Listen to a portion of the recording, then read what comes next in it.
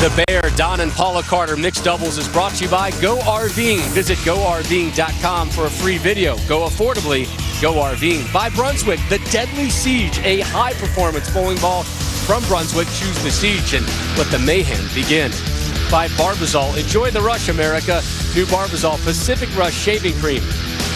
And by One A Day Men's 50+ Advantage, the multivitamin with more of what matters. We welcome you back to the 24th PBA event held here in the great state of Colorado. The first time was 1963, and this is the Bear, Don and Paula Carter mixed doubles tournament. Randy, fire up the RV. You filled it up with gas this morning? Woo! I love it when we go on a road trip. That's right. We got a long drive to Indianapolis, about 1,000 miles away from where we are right now here outside of Denver. Next Sunday, the 67th edition of the Lumber Liquidators PBA Tour, the U.S. Open. Special start time, 12:30 Eastern. After that, we head to the capital of Ohio, Columbus, Ohio. The Atonic Don Johnson Eliminator coming away from the Sequoia Pro Bowl in Columbus. Another special start time to that one, 2 Eastern, 2 Sundays from now. Now we get set for match number 3.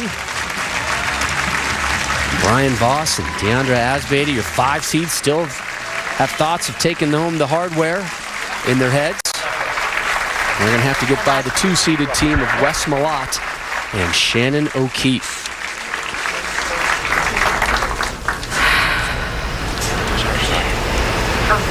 You guys are starting. Yeah. There's O'Keefe and Malott. Deandra Asbaty started match 1 on the left lane. Match number 2, she was on the right lane. Match number 3, she goes back to the left lane. Why the changes? This team's synced up. They know exactly what they're doing. And thus far, their strategy has been flawless, bowling back-to-back 276 games.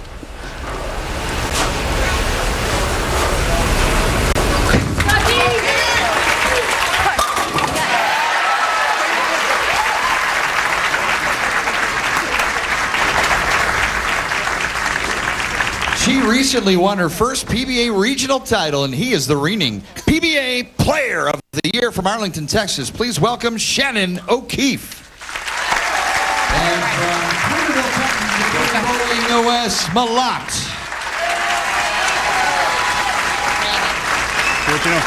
Okay. 5'5" Shannon O'Keefe, 6'5" Wes Malott. Both of them living in Texas. Shannon, the only competitor on today's show who has not won a title, although she did recently beat the guys, winning a PBA regional title in early February in Houston.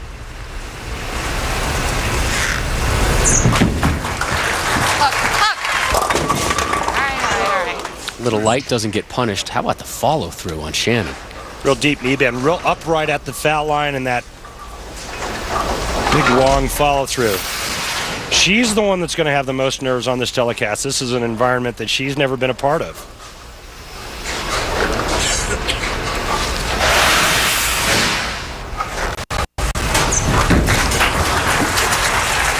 Takes care of the spare. This is her first television appearance in the PBA Women's Series.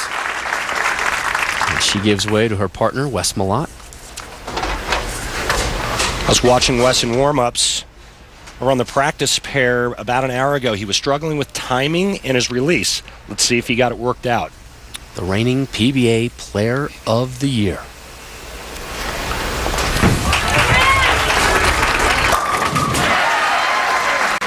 Looks like he got it worked out. Hey, Wes, I know you're struggling a bit with your swing, your release, and a little bit of timing during practice about an hour ago. Did you get it worked out? Yeah, we finally got, you know, I think the right ball in the hand that's going to pick up, but yet something that's still weak enough that's going to give me the flip down lane, so that helps loosen the arm swing up a little bit. Thanks, Wes. So up now, Brian Voss, his first effort here in match number 3. The winner to take on your number 1 seeded team, Jason Belmonte and Michelle Feldman. And those two have just run amok through this tournament, much like Asbaty and Voss have done today.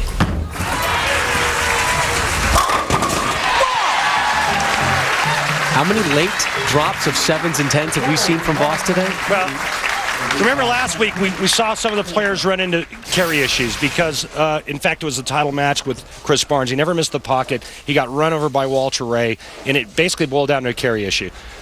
Right now, I feel that D'Andrea Spady and Brian Voss have the perfect ball speed to create that great carry. And they're going turkey hunting right now in the third. Nice.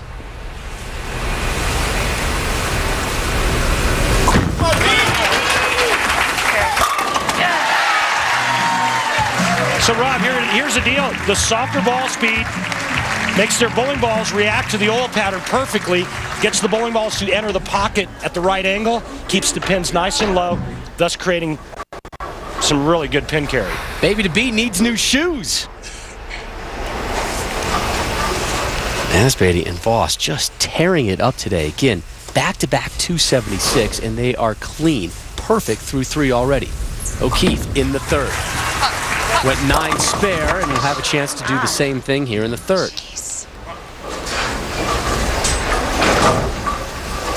Well, you know, Wes Malott didn't want to see that ball reaction. Just 0 tip or tilt down the back part of the lane. That ball went pretty straight.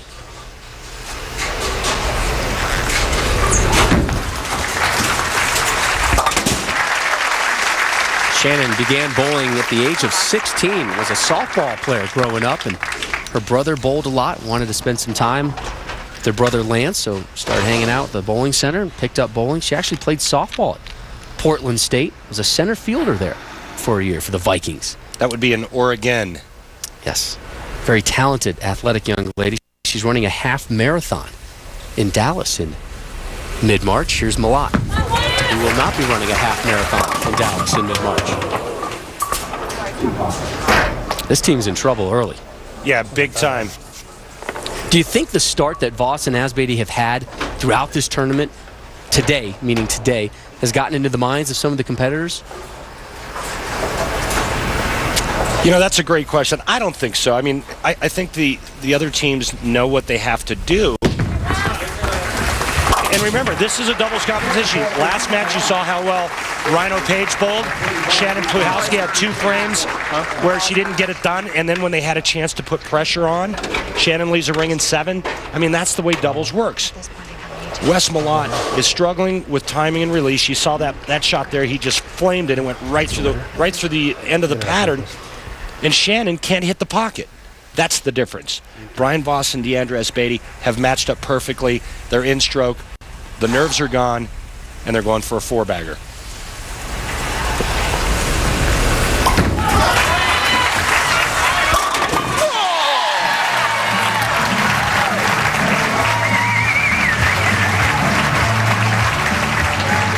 Hambone.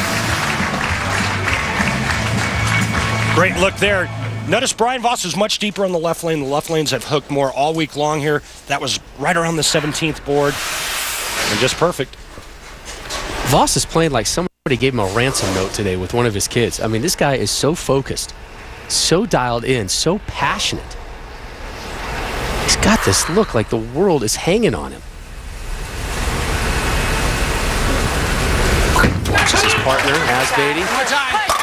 Drop and give me 10. Drops the nickel.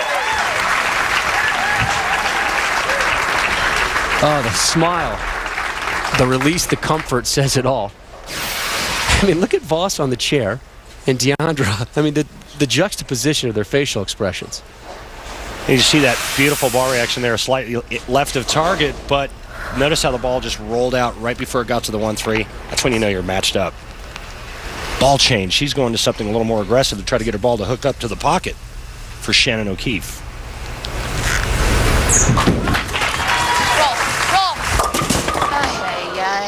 Jeez. Wide right. Nice lane. Nice. Well, you know, and it's one thing when you make your first telecast and things don't go very well. That's great. Yeah, it doesn't feel great, but when you do it and you have a partner, yeah, you feel crummy. It's the best I could come up with. And an open frame. And it's tougher for her because she knows how important this tournament is for Wes Malott if he wants to get back into the Player of the Year hunt to try and claim that title again for 2 consecutive seasons. And there's still a lot of weeks left on the tour, but it's getting to that point where things start tightening up a little bit. And West strike in the second, spare in the fourth. Here he is in the sixth, off an open frame.